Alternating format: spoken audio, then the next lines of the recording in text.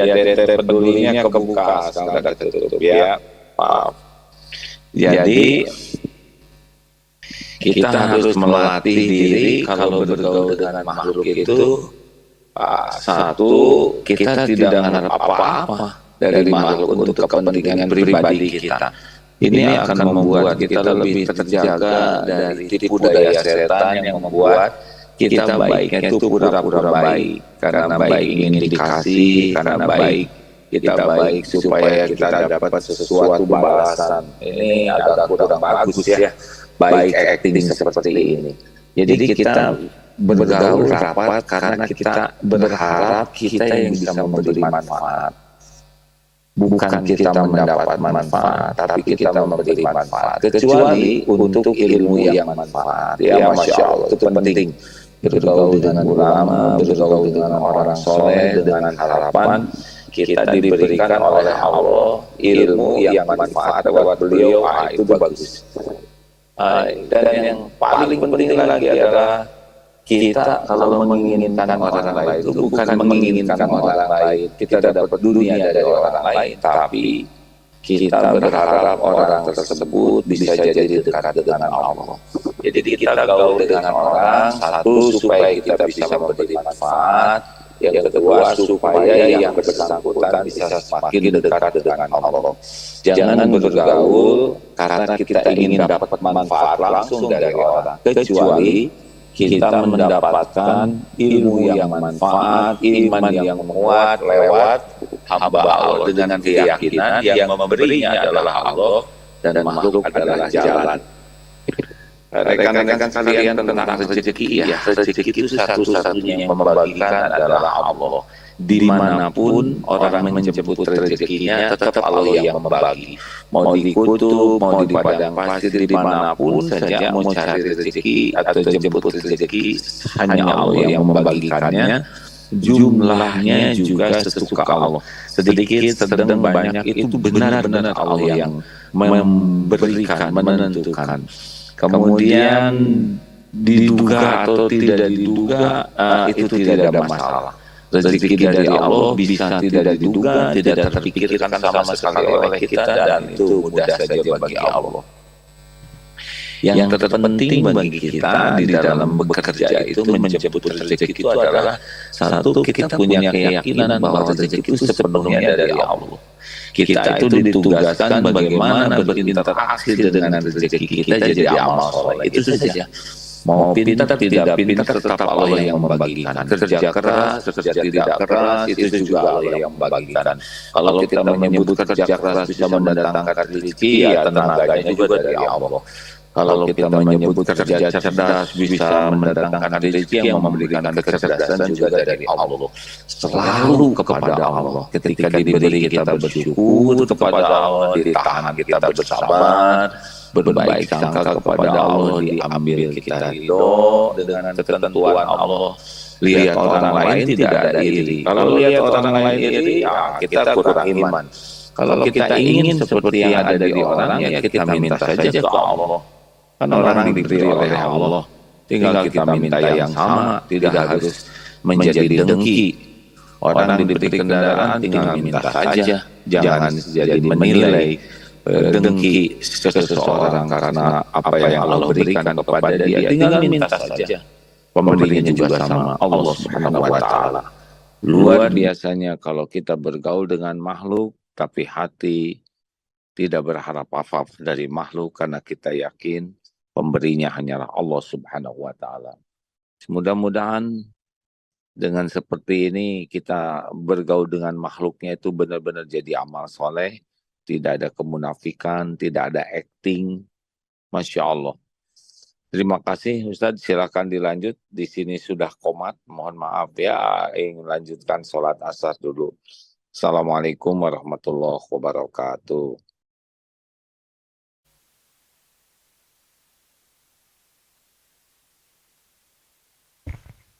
Waalaikumsalam warahmatullahi wabarakatuh. Alhamdulillah, Bapak Ibu hadirin sekalian, kita lanjutkan beberapa saat ke depan ya.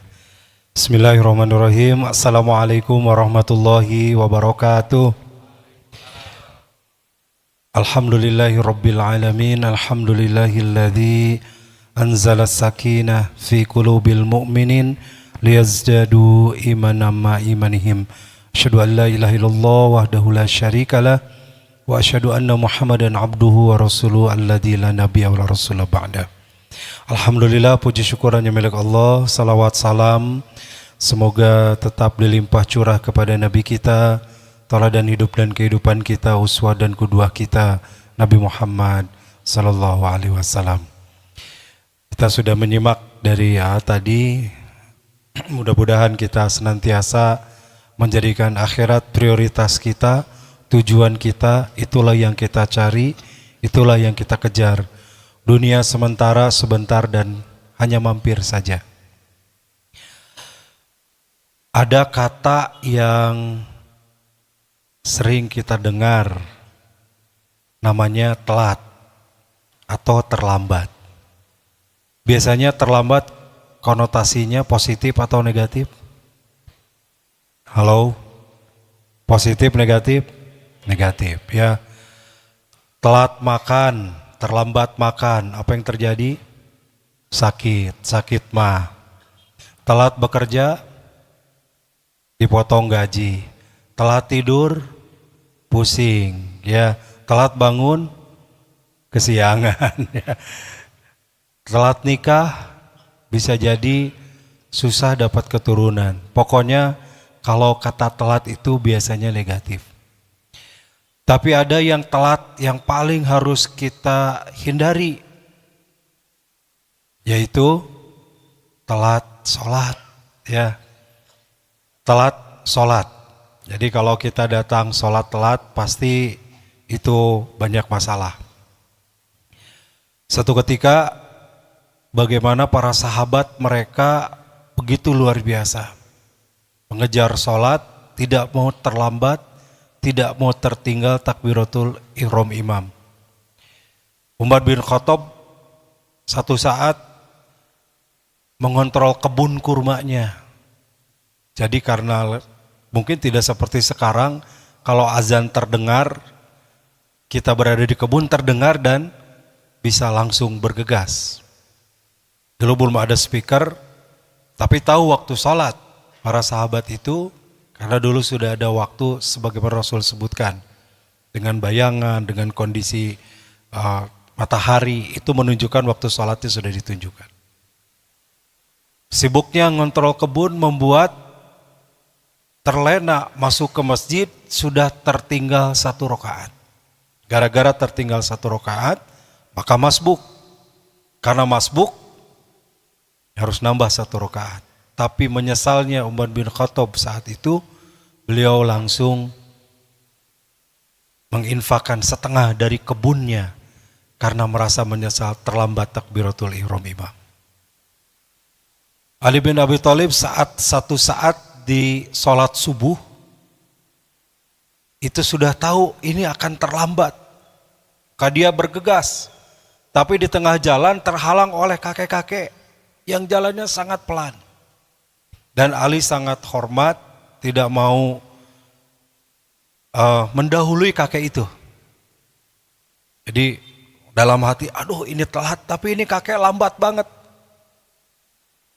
Kita mungkin tos di tigrik akhirnya sudah kita tigrik gitu, kita ini lama, tapi bagaimana lembutnya Ali, dia tidak mau gitu ya, nyusul mendahului kakek itu dan jalannya sangat lambat. Maka masuk ke masjid itu sudah masuk 1 rakaat dan sedang ruku. Tapi Rasulullah SAW yang saat itu ruku lama sekali. Lama sekali nih rukunya. Ruku lama, tidak seperti biasa ruku.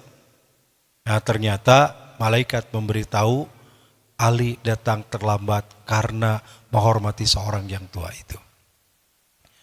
Artinya kalaupun terlambat, para sahabat mereka menyesali dan merasa rugi kalau terlambat. Ini pertanyaannya kepada kita, kalau kita terlambat sholat, apa yang ada di hati kita? Ini barometer keimanan kita, ya. Kalau kita terlambat, biasa aja, maka berarti kita belum memiliki keimanan yang kuat. Ya, ada yang sholat biasa aja, asal gugur kewajiban. Azan yang rapat-rapat, ya, yang jualan-jualan, yang kerja-kerja. Kalau udah sempat, agak tenang, duhurnya jam 2. Udah agak sedikit pekerjaan, beres duhurnya 2:30. Jadi tidak prioritas. Padahal prioritas hidup kita itu beribadah. Kenapa kerja? Nunggu waktu ibadah, kita kerja. Ya, jadi dari pagi sampai duhur, dari subuh sampai duhur tuh nunggu waktu duhur. Nunggu waktu duhur apa? Ada yang kerja, ada yang sekolah, ada yang kuliah, ada yang ngapalin Quran, ada yang belajar, ada yang berbisnis. Itu dalam rangka kesibukan utamanya adalah sholat. Nanti dari duhur nunggu asar, aktivitas lagi, kerja lagi, sekolah lagi dilanjutkan, kuliah lagi. Waktu asar, sholat lagi, itu kesibukan utama. Nah, banyak di antara kita dibalik. Sholat hanya waktu sisa, sholat sesempatnya, sholat asal-asalan, kalaupun tidak sempat, ya dianggap biasa saja. Nah, kita beruntung sebenarnya di pesantren ya, baik santri karya, santri SMA, SMP, STAI, kita semua diingatkan untuk waktu sholat, bahkan semua aktivitas kita berhenti kalau sudah waktu sholat, karena sesungguhnya itulah kesibukan utama kita. Nah, hadirin sekalian, ada sebuah hadis mengenai hal ini, betapa pentingnya kita jangan sampai terlambat melaksanakan sholat, jangan telat. Ya, dari Abu Sa'id Al-Khudri radhiyallahu an, anna Rasulullah sallallahu alaihi wasallam ra'a fi ashabihi ta'akhur.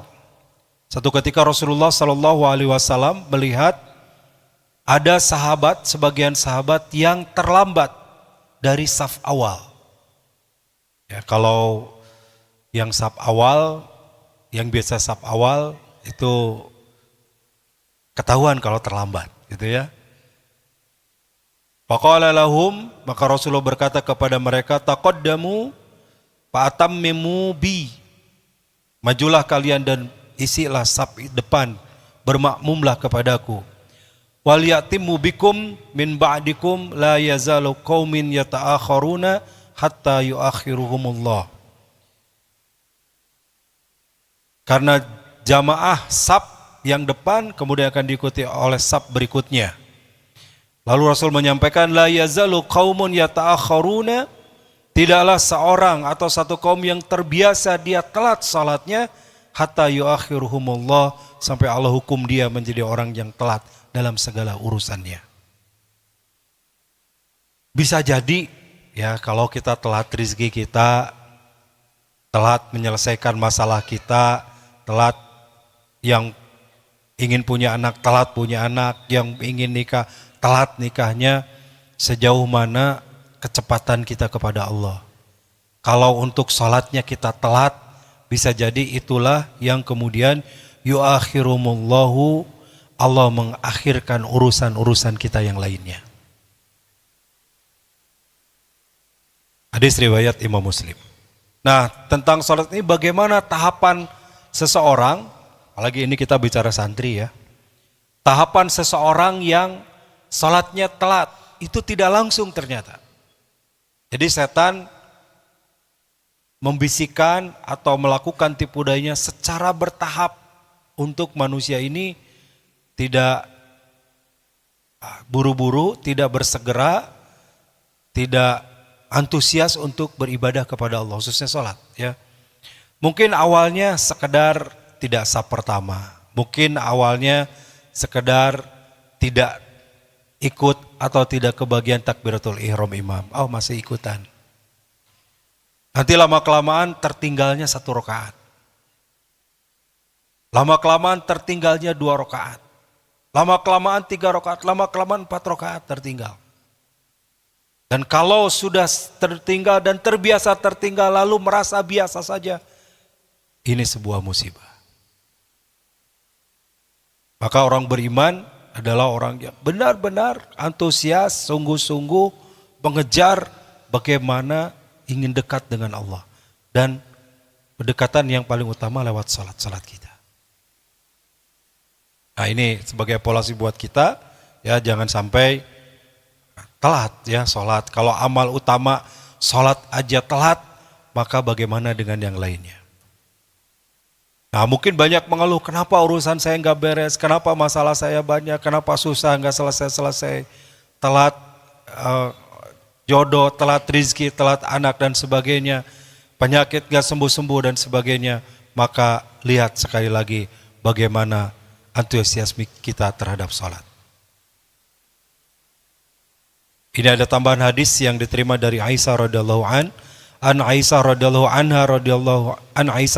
anha qalat qala Rasulullah sallallahu alaihi wasallam la yazalu qaumun yata'akharuna 'anis shaffil awal hatta yuakhirumullahu finnar.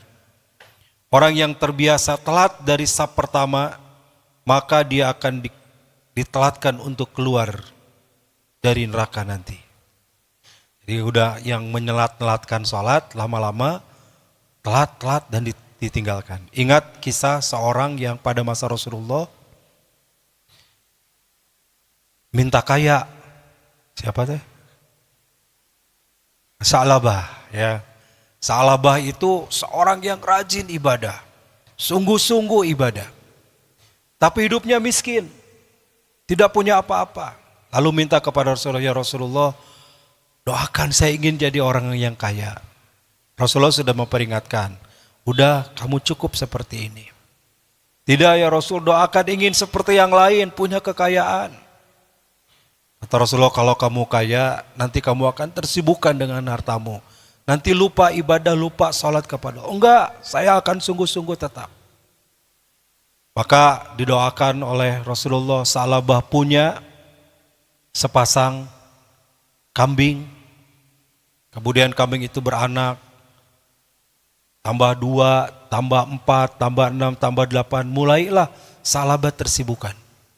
Tidak langsung meninggalkan salat, tapi mulai datang ke masjid, biasanya sebelum adzan sudah datangnya saat azan.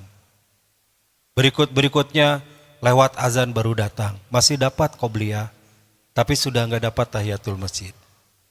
Berikutnya qobliyah nggak dapat, datang sudah qomat. Berikutnya datang sudah tertinggal takbiratul ihram imam. Lama-kelamaan datang telat, sibuk ngurus hartanya, ngurus kambingnya, ngurus ternaknya, datang tinggal ke bagian 1 rakaat, datang paling cepat ke bagian 2 rakaat. Dan lama-kelamaan tidak terlihat sholat berjamaah. Sampai Rasul bertanya, kemana Sa'labah? Dan para sahabat yang lain menjawab, dia sudah sibuk dengan ternaknya, sibuk dengan hartanya. Ini tentu saja musibah ya. Ini jadi pelajaran, kisah ini tentu saja tidak terjadi kecuali jadi pelajaran buat kita. Bagaimana kita tetap memprioritaskan kesibukan utama kita, kesibukan inti kita adalah mengabdi kepada Allah Subhanahu wa taala. Mudah-mudahan tidak telat ya kita sholat, dan tidak telat pula amal-amal yang lainnya. Tobat juga jangan telat. Sebab kalau telat, besok juga ada lagi. Besok juga duhur ada lagi, asar besok juga ada lagi. Kalau telat hari ini, kalau sekarang tidak, besok juga ada lagi. Sudah beda waktu, sudah beda hari, sudah beda kesempatan. Tabiat waktu itu dia berlalu dan tidak bisa berulang. Tabiat waktu itu dia terus berjalan dan tidak bisa kita ulangi sampai kapanpun. Demikian, mudah-mudahan ada manfaatnya. Terima kasih. Semoga Allah mengistiqomahkan kita untuk beribadah dan mengabdi kepadanya sepanjang hayat kita. Aqulu qouli hadza wa astaghfirullah li wa lakum. Subhanakallahumma wa bihamdika asyhadu an la ilaha illa anta astaghfiruka wa atubu ilaik. Wassalamualaikum warahmatullahi wabarakatuh.